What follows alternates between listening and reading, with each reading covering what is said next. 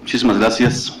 Bueno, en primera instancia, felicitar al Instituto Belisario Domínguez, presidido por supuesto por nuestro coordinador, el senador Barbosa, a la Alianza Mexicana contra el Fracking y por supuesto a mi amigo, el senador Benjamín Robles Montoya, quien ha coordinado los esfuerzos para poder tener el día de hoy esta obra tan importante y sobre todo que llega en un momento crucial en que se empieza a dar la discusión sobre la reforma energética. Quiero felicitar, por supuesto, también a los autores, quienes aportan muchos elementos de distinta índole a esta obra. En esta obra están contenidos elementos de tipo social, tipo ambiental, de tipo técnico, de tipo económico, y he de referirme a algunos de estos con breves comentarios de la lectura derivada de la obra. He de mencionar en primera instancia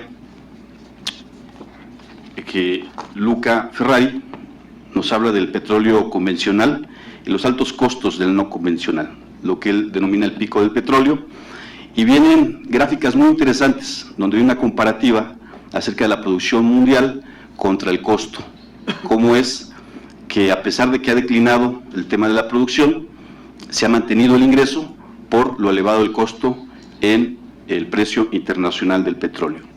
Habla también de la gran cantidad de perforaciones que se han hecho en Estados Unidos, alrededor de 70,000, y que siguen perforando, él lo señala como locos, lo cual ha causado, como ya se ha mencionado aquí por el senador Benjamín, una serie de problemas en el ambiente y en la salud, al grado tal de que ya hay una primera familia, la familia Parr en Texas, que ha sido indemnizada por una petrolera con 2.9 millones de dólares, precisamente porque ha quedado debidamente demostrado que hubo afectaciones a la salud, que hubo afectaciones al ambiente, que hubo afectaciones a su patrimonio. Ya hay caso documentado y existe la demanda y la resolución de la misma.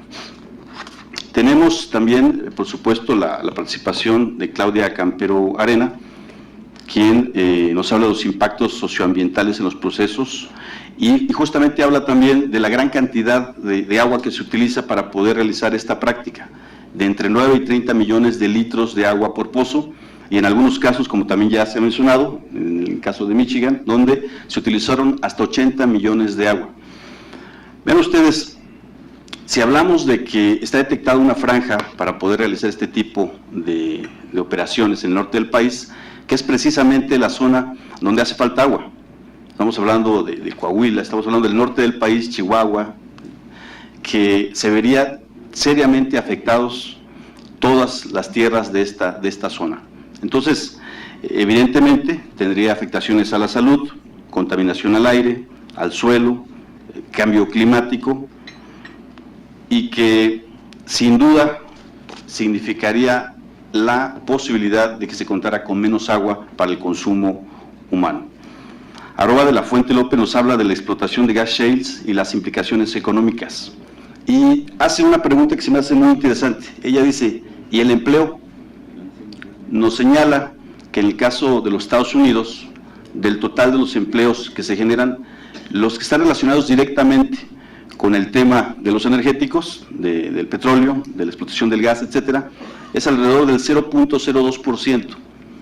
Deberíamos de preguntarnos entonces en nuestro país, y bueno, el gobierno ha ofrecido mucho, el gobierno ofreció cientos de miles de empleos con la reforma fiscal, no se ha generado, prometió cientos de miles de empleos con la reforma laboral, no se ha generado, y ahora están diciendo que con la reforma energética se van a generar también esos empleos. ¿Le vamos a creer? Por supuesto que no. Por supuesto que no, al contrario. Hay riesgo de que una vez que se dé el tema de la ronda cero, muchos de los pozos que en este momento están siendo manejados por Pemex y muchos de los activos pues van a quedar en manos de transnacionales. ¿Y qué va a pasar con todos esos trabajadores que en este momento tienen un empleo ahí? ¿Qué preguntarles a los de Pajaritos, por ejemplo, en el caso de Coatzacoalcos? ¿Qué pasó con la fusión que se dio con Mexichem? Se están perdiendo esos empleos que, al contrario de lo que señala el gobierno, estarían en posibilidad de generarse. Tenemos también la participación de John Sachs Fernández, que nos habla de la explotación de fósiles no convencionales en Estados Unidos, una lección para América Latina. Él da un ejemplo al inicio de su disertación muy interesante. Él dice, este tema del gas shale es como un montón de ratas que les ponen una caja de cornflakes, dice, y se acaban el cornflakes, y luego ¿qué sigue? Pues se van a comer el cartón de la caja. Dice, se acaba el petróleo convencional y ahora están apostando al no convencional. Es un ejemplo que lo hace uno reflexionar y que tiene toda la razón. Él hace un análisis también del uso militar que le da en el caso de los Estados Unidos a los energéticos. Entonces, yo creo que son muchos los signos de alerta que se están mandando en muchas regiones ya del mundo sobre esta práctica depredadora del medio ambiente, de la salud, y que en nuestro país deberíamos de reflexionar. Hay un término americano que se denomina leapfrogging, que quiere decir el poder ver las experiencias en materia sobre todo tecnológica y poder copiar. En este caso sería la inversa. Deberíamos de ver cuáles son esos malos ejemplos que están impactando de manera negativa en muchas regiones del mundo y no cometer esos mismos errores en perjuicio de la población mexicana en este caso. Tenemos también la participación de Arely Sandoval Terán, que nos habla del fracking en la explotación de hidrocarburos no convencionales, amenaza para los derechos humanos, amenaza para la vida. Yo creo que el título lo dice todo, habla de experiencias en Estados Unidos, en Sudáfrica, en Canadá, en Alemania, en Argentina, Rumania, ejemplos nocivos, y como ya se mencionaba también aquí, en muchos de esos países, particularmente en Francia, en Rumania, en regiones de España, en Estados Unidos, ya hay una moratoria. Por eso, en el grupo parlamentario del PRD tenemos dos acciones muy particulares que vamos a emprender en esta discusión. Primero vamos a plantear que se prohíba el fracking en nuestro país, que sea prohibitivo. Y bueno, y en segundo término, porque también aquí algún autor lo sugiere, bueno, cuando menos debiera estar regulado, una moratoria para hacer estudios de alto alcance, una moratoria de unos 15 años, para verificar y demostrarle científicamente cómo es que se dan este tipo de afectaciones. Entonces, tenemos ya esos dos proyectos que se están analizando para hacer el planteamiento al momento de la discusión. En el caso de Arely Sandoval, hace una conclusión que a mí me gustó mucho, he de comentar alguna muy rápido. Priorizar la protección de los derechos humanos. Debemos exigir la protección del derecho a la información, a la consulta, a la salud, al agua y a su saneamiento, a la vivienda, al medio ambiente, etcétera, etcétera.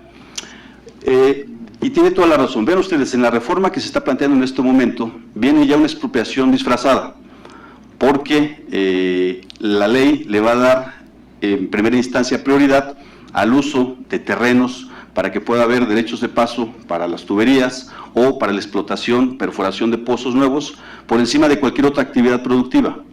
¿Qué quiere decir esto? Que le van a decir, en el caso del campo, a algún agricultor, ¿sabes qué? Se va a hacer un pozo aquí y ponte de acuerdo con Exxon o ponte de acuerdo con BP o con la compañía con la que hayan acordado. Si no se pusieran de acuerdo, van a intervenir para que se haga un avalúo y de todas maneras le van a expropiar. ¿Qué está pasando? Entonces le están expropiando terreno a un agricultor a favor de un tercero, a favor de un extranjero. Y a pesar de que nos venden la idea, en la reforma nos dicen, bueno, es que el petróleo sigue siendo de los mexicanos en el subsuelo. Pues sí, pero en el subsuelo, ¿a quién le sirve?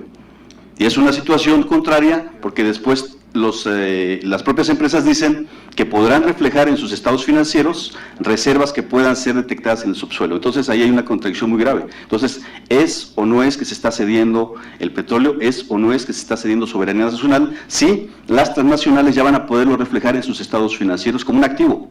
Entonces es una farsa de que sigue siendo de los mexicanos y está más que demostrado en la propia iniciativa de ley que nos están presentando. Entonces, es muy lamentable que una cosa se dice, salen los anuncios espectaculares en la televisión y al momento de darle una primera lectura a estas leyes secundarias, pues se da uno cuenta perfectamente del avasallamiento que hay sobre nuestro país, de la venta que están haciendo indiscriminada de los recursos energéticos de México, y verdaderamente necesitamos generar conciencia, necesitamos que el debate se abra, necesitamos ir a las comunidades, necesitamos generar un gran movimiento para impedir que esto afecte a las generaciones actuales y a las generaciones futuras.